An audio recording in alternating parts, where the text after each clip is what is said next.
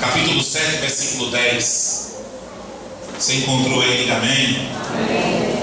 A partir do versículo 10, somente é do 10 até o 13.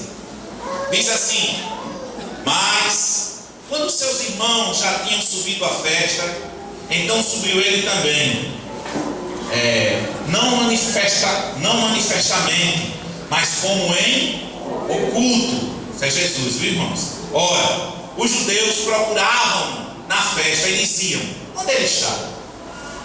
E havia grande murmuração entre a multidão a respeito dele. Diziam alguns: ele é bom. E outros diziam: não, antes ele engana o povo. Versículo 13: todavia ninguém falava dele abertamente, porque, irmãos? Por medo dos judeus. Diga comigo: ninguém falava abertamente de Jesus, com medo dos judeus. Amém? Vamos dizer junto: esta é a minha Bíblia, a santa palavra de Deus. Eu sou o que a Bíblia diz que eu sou. Eu tenho o que a Bíblia diz que eu tenho. Eu posso o que a Bíblia diz que eu posso. Nessa noite eu quero receber a poderosa, a gloriosa porção da palavra de Deus, a qual pode salvar a minha alma. Vamos crer nisso aqui? Amém. Nós vamos trabalhar nessa noite essa palavra, e esse versículo 13 é a chave da nossa pregação. Todavia ninguém falava dele, ninguém falava de Jesus abertamente, por medo dos judeus. O tema da pregação dessa noite, grave no seu coração. Vou pedir para o pessoal colocar também, projetar, o medo de assumir o cristianismo. Amém? Amém. Nós vamos falar sobre o medo de assumir o cristianismo. Nós vamos nos deter nessa palavra. Às vezes você pergunta: por que fulano não aceitou Jesus ainda? Por que tal pessoa não está na igreja? Nós queremos falar sobre isso nessa noite. Existe um medo. As pessoas procuravam Jesus ali em Jerusalém quando chegavam, os judeus, alguns felizes.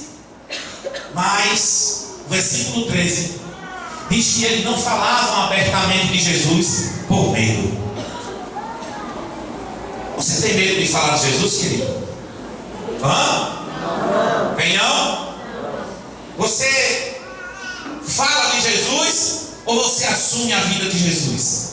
Porque tem gente que fala de Jesus, mas tem uma vida que não é a vida de Jesus. Há uma diferença em você pregar o Evangelho e em você viver o Evangelho. Há uma diferença muito grande. Tem pessoas que no trabalho irritam pregando. Simplesmente diz: o ambiente está pesado porque ninguém aqui é crente. O ambiente aqui está bombando, o Satanás está solto. Então você é aquele crente chato, insuportável. Você não precisa estar dizendo: eu sou crente, eu sou crente, eu sou crente. Você precisa amar. Você precisa imitar a Jesus.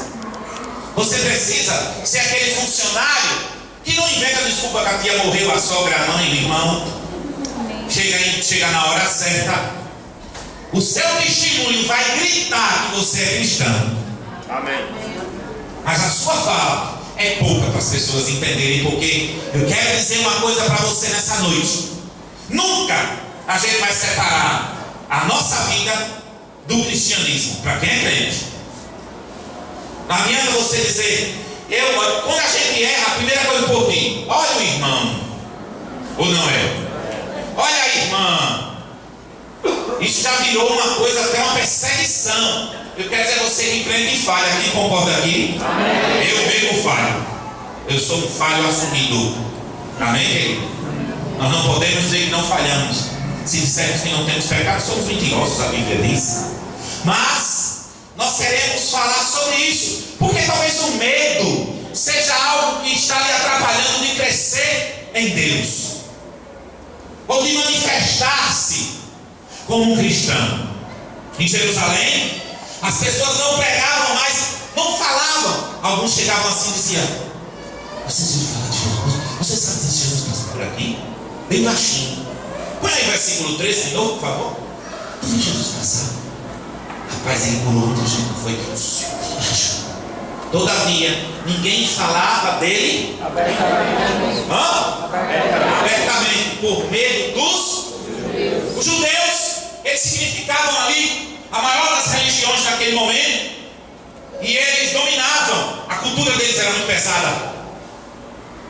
Infelizmente, a cultura do judaísmo, ela é tão forte que ela contaminou o cristianismo. Ainda tem gente que é cristão, um pouco de cristão e um pouco de judeu. Ainda querem viver o cristianismo dentro do judaísmo. E o cristianismo é liberdade, não é legalidade. Eu quero lembrar você, o cristianismo é liberdade, não é legalidade. Talvez você pense que para agradar a Deus você vai ter que cumprir um questionário, você vai ter que cumprir uma série de regras. Alguns discriminam as igrejas que tentam falar da palavra porque acham que elas não são pentecostais, ou porque elas não têm simplesmente o fogo. O fogo parece que é mais importante do que Jesus, mas Jesus é maior do que o fogo. Amém. Nós precisamos entender isso. Uma das coisas que o apóstolo Paulo pregou que eu amo, ele mandou que a gente prestasse um culto a Deus racional. Ou seja, você pode até não gostar dessa pregação, mas você vai sair daqui com alguma coisa no seu coração e na sua mente. Amém. Você pode até dizer, ali é no gogó, mas você vai sair daqui com alguma coisa no seu gogó? Eu tenho certeza. Você vai sair daqui tocando, dizendo, eita, parece que foi direcionada para mim. É por isso que às vezes eu sou afastado dos crentes, porque quando o Espírito Santo me revelar, se alguém disser que alguém me contou alguma coisa, eu chamei ele de fofoqueiro, porque quem mostrou foi ele. Eu não preciso. Um certo dia eu preguei, uma pessoa chegou e disse, pastor, minha mulher foi falar com o senhor? Eu digo, nunca nem vi quem é ela, porque eu não conhecia ele. Se a palavra dessa noite se adequar ao seu coração, é porque Deus está revelando a você. Aleluia. Se sinta privilegiado com isso. Glória a Deus. As pessoas, elas não falavam abertamente mais por medo dos judeus. Há um medo. A pessoa assim tem medo de dizer sou crente, sou cristão, porque às vezes as pessoas sofrem preconceito com isso.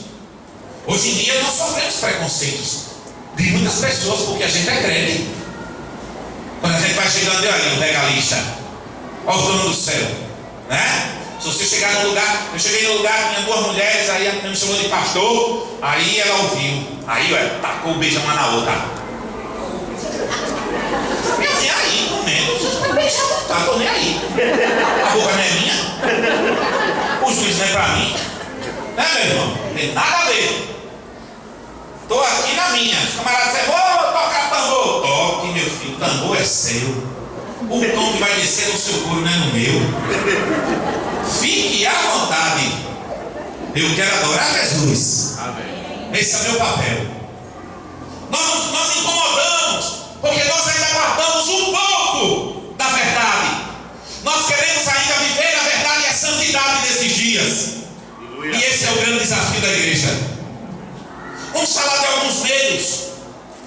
Primeira coisa, as pessoas não assumem o cristianismo. Primeiro, elas têm medo de perdas. Elas não assumem o cristianismo, ou quem ainda não aceitou Jesus, ou quem está na igreja como se fosse os crentes de Laodiceia, em cima do muro. Elas têm medo de perda. O primeiro medo é o medo da perda. E eu vou usar quem como um testemunho disso. Vamos abrir lá em João 12.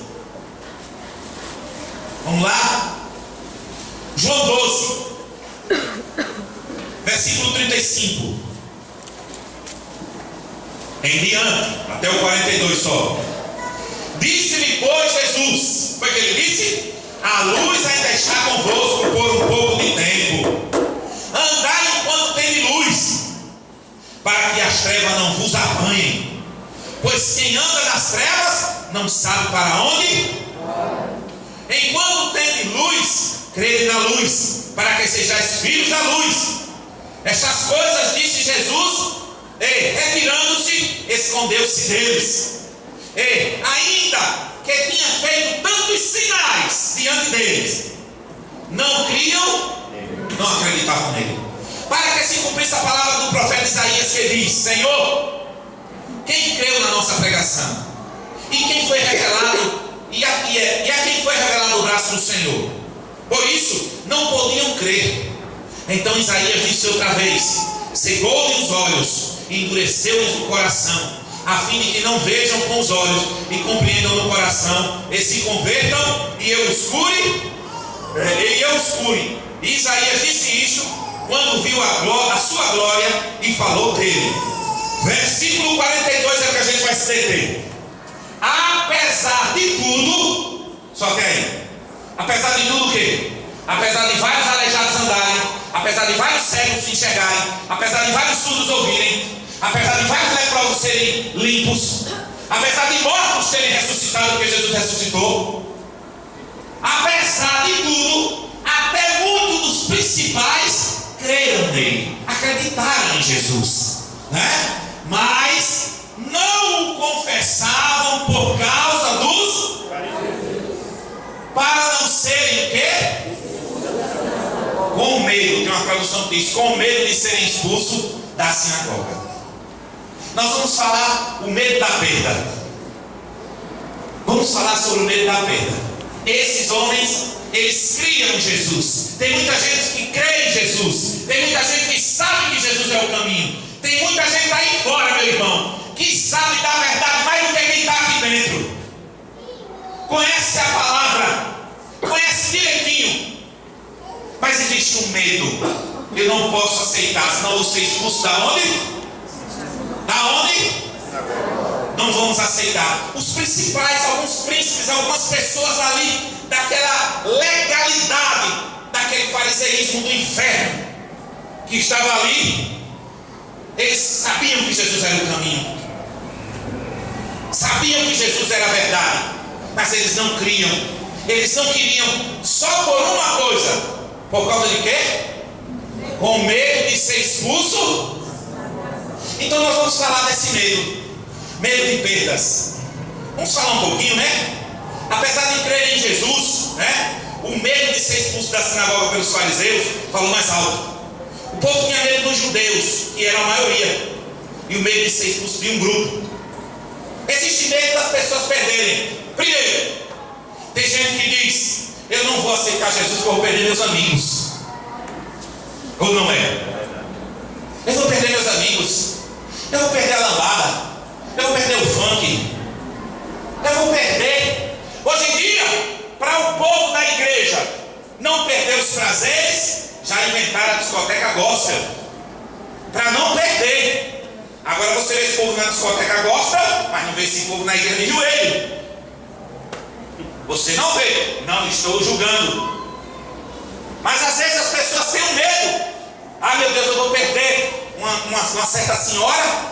Ela disse: Samuel, porque eu vivo na sociedade, e se eu aceitar Jesus eu vou ter que sair da sociedade. Eu digo: essa sociedade podre? Porque é tudo podre, tudo uma mentira, tudo engano. Eles tinham medo de aceitar Jesus porque eles não queriam ser expulsos da sinagoga.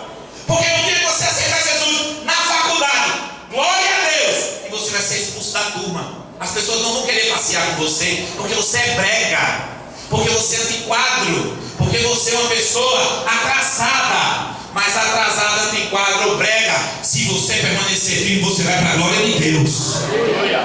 Há uma diferença. Eu tenho certeza de uma coisa: se juntar vocês aqui, todo mundo, eu tinha mais amiga ainda. Eu farrava com todo mundo. A barra de Camaragibe, o passo de Camaragibe é o retrato da minha história. Promovia festa demais. Amava. Gostava de alvoroço, de zoada. Vamos eleger a Miss da Barra, bora. Um bocado não é fraca de face, mas vamos dar um jeito. Traz de fora, traz gente, traz batida, bota cerveja. Vamos criar uma situação. E vai ter a gata molhada, não tem água? Não tem. Vou arrumar uma mangueira grande, ligar a bomba de longe. A mulher passando pela rua, molhando ela. Olha ela. Gente, mas para a gente aceitar Jesus, eu ia perder isso. Mas eu não tinha medo de perder isso, querido. Eu tinha medo de morrer quando eu estava defiando antes de aceitar Jesus. No dia que eu passei mal, no dia que eu quebrei, no dia que eu fali, nenhum amigo de copo aparece na tua vida. Meu amado, o povo hoje em dia está olhando para o teu caráter e para a tua personalidade, doando, viu? Acorde. Essa é a realidade do mundo. Medo de ser expulso de um grupo. Dentro de casa, se eu aceitar Jesus, meu pai me bota para fora. Mas é bíblico ou não é? É bíblico. Tem essa muçulmana aí que aceita Jesus, os pais mandam até matar, as coitadas fogem. Aí não, está fora, está debaixo do jugo do pai e da mãe, tem que estar em obediência. Não, meu amor. Quando eu aceitei Jesus, meu pai disse: tu tá doido? Vai farrar? Vai pegar a mulher, botar no carro, vai farrar? Eu disse: não, eu vou para a igreja. Um monte de gente, Samuel, está muito fechado, está muito careta agora. Eu fiquei careta. Tem muita gente que não assume que é cristão, porque vai sair dessa sociedade, vai sair dessas amizadezinhas. Amizadezinha que tem corroído a sua alma. E você acha normal. Você acha normal. Eu não posso deixar, porque se eu deixar, eu tenho medo de perder aquela minha amiga do peito. A amiga do peito é catarro, meu irmão. Ele está grudado dentro de você está gripado. Tem gente que vive dentro de uma sociedade, se é dentro de um departamento, do que for, não quer assumir, porque tem medo. Esse povo tinha medo dos judeus, então eles não aceitavam a Jesus. Medo das amizades, medo da sociedade, talvez medo de até perder os bens. Existe um homem na Bíblia que teve medo de perder os bens. O jovem rico, quando se aproximou de Jesus, Jesus disse: vai, vende tudo que tu tem, dá aos pobres e tu terás um tesouro no céu. Ele teve medo de ficar pobre. Ele teve medo de ficar pobre. Existe um empresário que eu conheço, que ele sabe, Samuel, a melhor coisa que eu fiz na minha vida foi ser crente. Eu disse: foi? Foi. E ser dizimista. Eu dou 20 mil na igreja. Digo: ô meu amado, que coisa linda. Passa essa unção para pagar as continhas, tá tudo certinho. Eu disse: por quê? Ser crente é econômico. E eu perguntei: por quê? Samuel, eu contratava prostituta de São Paulo, 2, cada uma era 5 mil reais. Se passasse mais 2 dias, eu pagava dobrado. Eu alugava um quarto lá no hotel em Fortaleza. De lá a gente alugava um jato. De prostituição e cachaça eu gastava 150, 130 mil. Eu estou gastando só 20 de dízimo. Eu disse: por que tu não bota 150 na obra? Botar não, meu irmão. Porque quando Satanás está no juízo de um homem, já viu aquela história que todo bebê é rico? Repara, quando tu estava chumbado como tu gostava de gastar. Lembra direitinho? Não tinha dinheiro, mas inventava, criava uma situação, arrumava, fazia de tudo, comprava fiado, botava no prego, o povo da venda capaz de quebrar. Mas é assim. O medo de perder é uma coisa incrível. O jovem rico, ele teve medo de perder os seus bens. Mas Jesus garantiu uma coisa. Lá em Marcos 10, 29, Jesus ele disse assim: e Jesus respondendo disse: em verdade vos digo, que ninguém há que tenha deixado casa, ou irmãos, ou irmã, ou pai, ou mãe, ou mulher, ou filhos, ou campos, por amor de mim, o Evangelho, que não receba 100 vezes tanto, já neste tempo, em casas, irmãos, irmãs, e mães, e filhos, e campos, com perseguições, e no século futuro, a vida eterna. Ele não entendia isso. Se você perder alguma coisa, se você está com medo de perder, de assumir a sua posição, não tenha medo. Virá uma recompensa. Virá uma recompensa. Virá, querido. Eu não posso assumir. Eu vejo pessoas que chegam com os outros. Eu estava numa casa com um casal que eu gosto muito. A gente foi lá visitar, numa boa. Chegou lá, os donos da casa foi: quer um vinhozinho? Ele olhou: é bom, né? E eu olhei para ele: covarde. Aí Pá, botou no copo dele. A mulher dele, quer também? Ela é, né? Aí botou ela aqui. Bom, filho. Senhor, eu não ensino tanto essa miséria. Na minha aula está me corroendo. Mas só para não perder. Só para não decepcionar o dono da casa. Não é? Eu fui para outro, o cara me deu uma bebida para beber. Digo, tá boazinho, ué. Deu as costas eu aqui.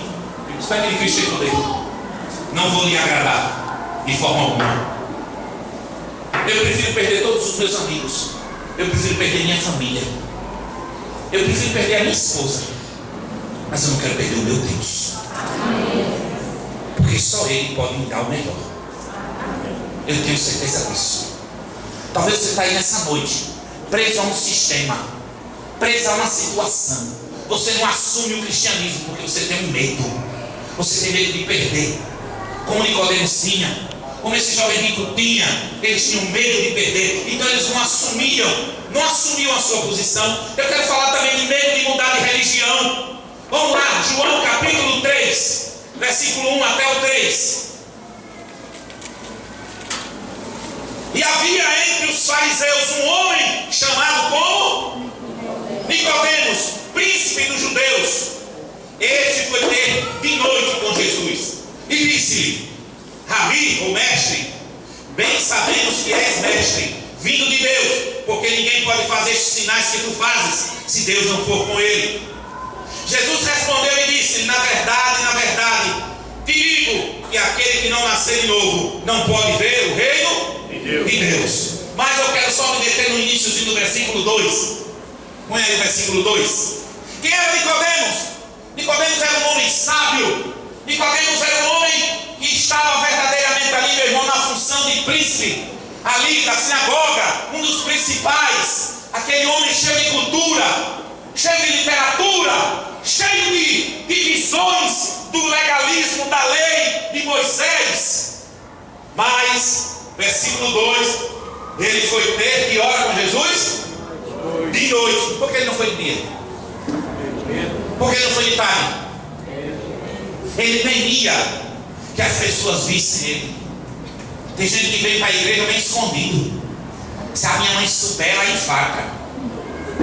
Se a minha mulher souber, ela vai brigar comigo. Se o meu marido souber, ele me deixa.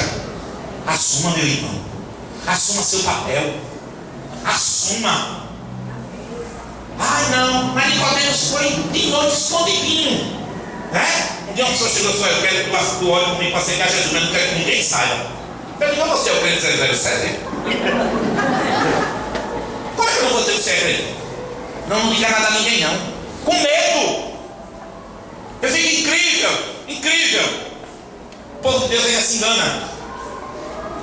Bota um monte de gente nos púlpitos da igreja, e fulano aceitou Jesus, fulano aceitou na época da eleição. Depois não foi só aquele momento. É porque esses homens, quando eles aceitarem a Jesus de verdade, eles vão entender que política e santidade está longe. Está difícil. Corrupção e santidade está longe. Está difícil porque isso vai ter que acabar um dia. Vai ter que acabar um dia.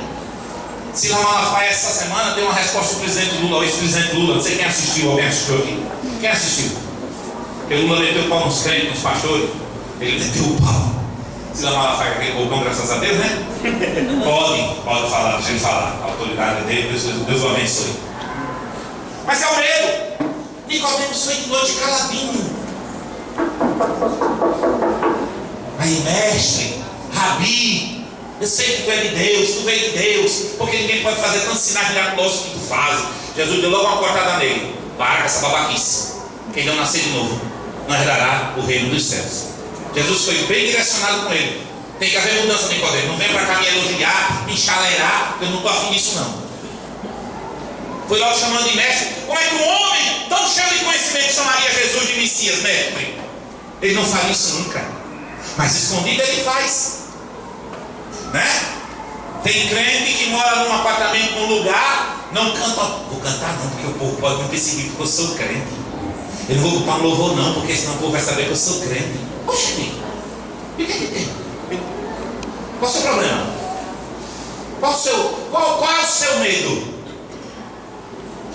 lembrar uma outra coisa. Destaca-se mesmo que Nicodemos, ele foi de noite, né? Ele não foi de dia. Ele tinha medo da religião dele. Porque tem gente que diz aí, você já nasceu com a sua religião. Mentira. Você nasce com olho, com boca, com a tripa do umbigo agarrada. Mas você não nasce com cruz, porque senão você matava sua mãe. E você não nasce com religião, porque você não tem cérebro suficiente ainda, inteligência, para discernir o que é certo e o que é errado. Isso é medo. Vou deixar não, né? A minha chegou, pastor, não posso dar aceita a Jesus. Por quê? Porque a minha mãe fez um voto. Por isso que meu nome é Maria das Candeias. Eu sou afilhada de Nossa Senhora e fui batizada com a Senhora das Candeias do Bom dos Pastores. Confessa, menina. Que doidice é essa? Parece que eu nasci laçada. E porque eu nasci laçada. Minha filha, você nasceu laçada de todo jeito. Aquele tripão é grande. Vai enrolar de todo jeito. Você começa a fiar, começa a mamãe dormir. E é, pastor, eu digo, vou levar você para um obstetra para explicar isso a você melhor do que eu. Só por conta disso, porque está laçada. Nasceu laçada é Zé, né? Quem recebeu o nome de Zé porque nasceu laçado aqui? É uma luta. Só por conta disso. Mas isso é engano, meu irmão. Isso é engano.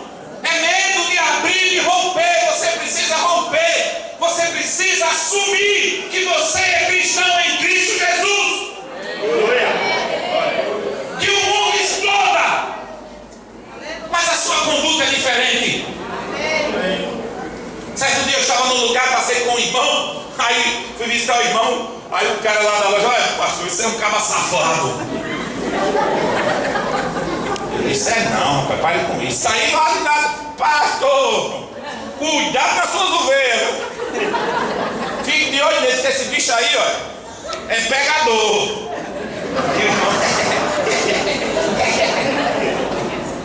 Chutei o pé dele, vai, toma reação.